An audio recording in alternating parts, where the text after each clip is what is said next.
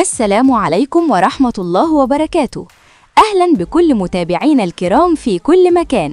نستعرض مع حضراتكم موعد مباراة المغرب ومالي في واحدة من أقوى مواجهات الجولة الثانية ببطولة كأس إفريقيا 2025 المقامة حاليا على الأراضي المغربية.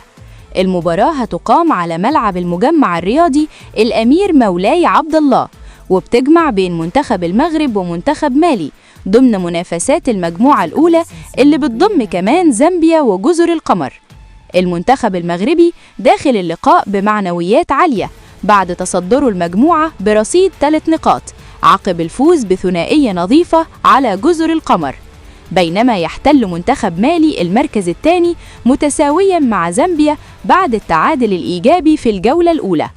موعد المباراة الجمعة 26 ديسمبر 2025 الساعة 9 مساء بتوقيت المغرب، الساعة 10 مساء بتوقيت القاهرة، الساعة 11 مساء بتوقيت السعودية.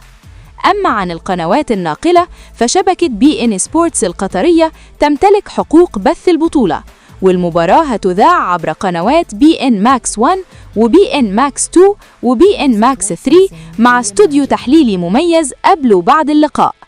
مواجهة قوية منتظرة وحسابات معقدة في مجموعة مش سهلة، فيا ترى هل يواصل المغرب الصدارة ولا يكون لمالي رأي تاني؟ إلى هنا نكون وصلنا لنهاية الفيديو، والسلام عليكم ورحمة الله وبركاته.